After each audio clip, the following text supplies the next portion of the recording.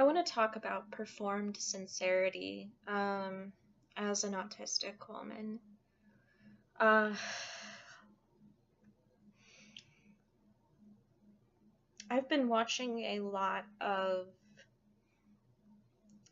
video essays and rants from various internet personalities about burnout and about this duality of this character that's slightly different from themselves, um, that fans might walk up to when they're getting groceries, um, about how they curate themselves online.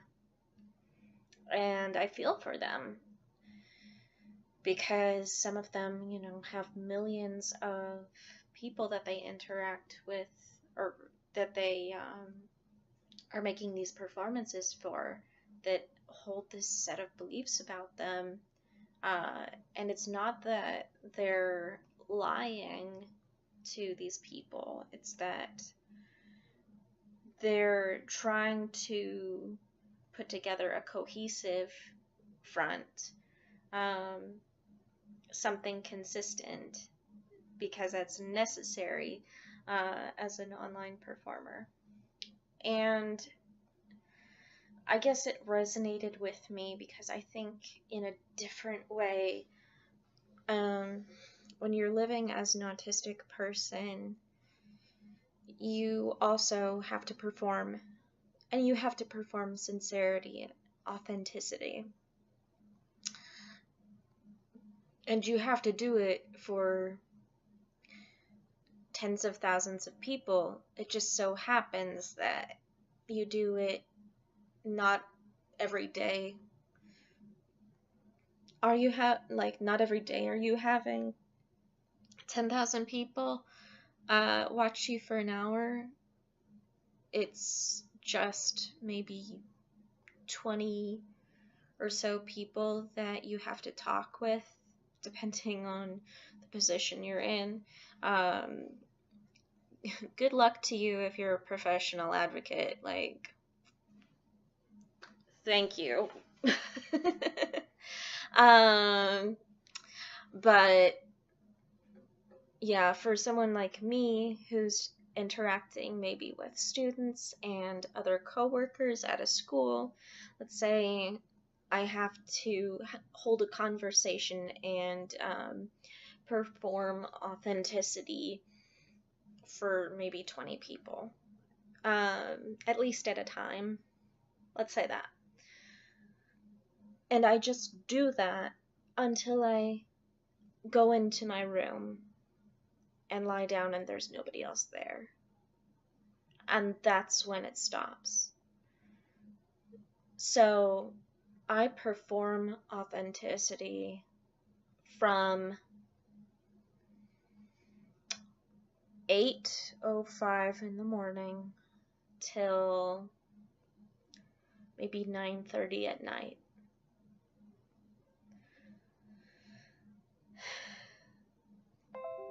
And it gets tough. I feel things strongly and genuinely. And then my responses have to be translated into something that neurotypical people can digest, into something that they can understand. And I used to think of it as translating, but it's not as if I'm, stimming and then saying, oh, what I meant by this is, or reacting naturally to something, completely naturally, the way I would, which might in some cases be an unreaction, and then saying, oh, so what this means is, instead, I am performing. I am hearing a joke, knowing that it's funny, and then I'm laughing. And people ask me, why does your laugh sound so forced?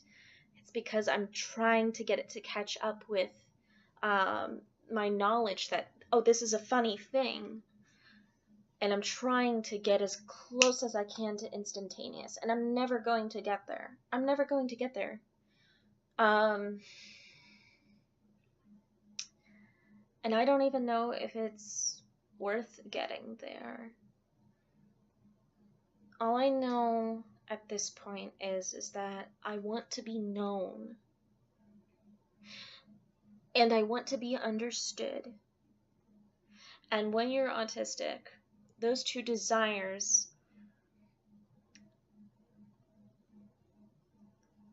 I don't know if they can be realized at the same time in this world. And that's incredibly frustrating. It's incredibly exhausting. I love people so much. And I love being around people. But the amount of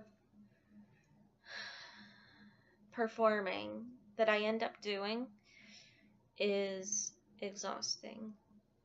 And it leads to this mindset, when you're eternally performing, it leads to this mindset of, am I genuine? If people are telling me that I sound like this was manufactured, this is prepared, and it was for their benefit, but in reflection of real feelings, like, how real were the feelings, right? Because I start thinking the way that they think about my own actions and my own physical responses to what somebody has said or what somebody has done.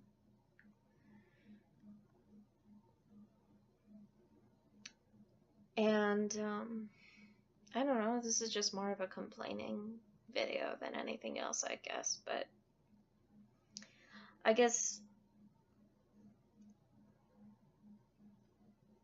we're allowed to get burnout too, right? But a YouTuber can say, like, alright guys, I've got to go for a week, I love you, bye. And then that's different than, like, alright guys, like, I love you all, but I need to just go off where there isn't anybody for, several days, bye. Like, I don't, that, it's not the same. We don't get to do that. And, or at least a lot of us don't. Because I'm sure there's a select few that can. And again, like, great. I am genuinely happy for you because we all need it. And I would never begrudge that of somebody that is able to have that. But the vast majority of us can't afford financially or socially to do that. And it's hard, guys. It's hard for me. I know that it's hard for you. It's hard for all of us. And I don't know what to do about it. I just wanted to talk about my experience. Because I am tired. I am. And you are. And maybe we'll figure out a way to be less tired and read as genuine while being completely genuine.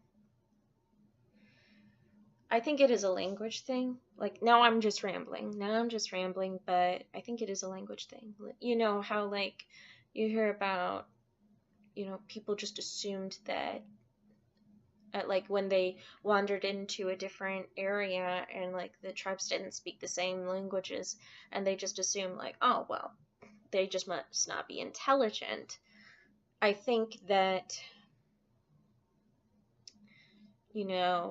we interact with neurotypical people, and when they see us act naturally, and they say, oh, they just aren't emotionally intelligent. They must just not feel things. they must just not have empathy. I'm convinced that there are a bunch of us. Like, I understand that there are, people that have low empathy that are also autistic. And y'all are great, and I do love you. But I'm convinced that there are some of us that believe that, like, to a certain degree, we doubt our own capacity for empathy simply because that's been fed to us. And I hope that doesn't come across as insensitive. But, like, I've doubted it in myself, my capacity for empathy in the past. I had to learn, like, my own emotional intelligence, and just realize that, because, yeah, I'm rambling at this point, but that's all I got right now.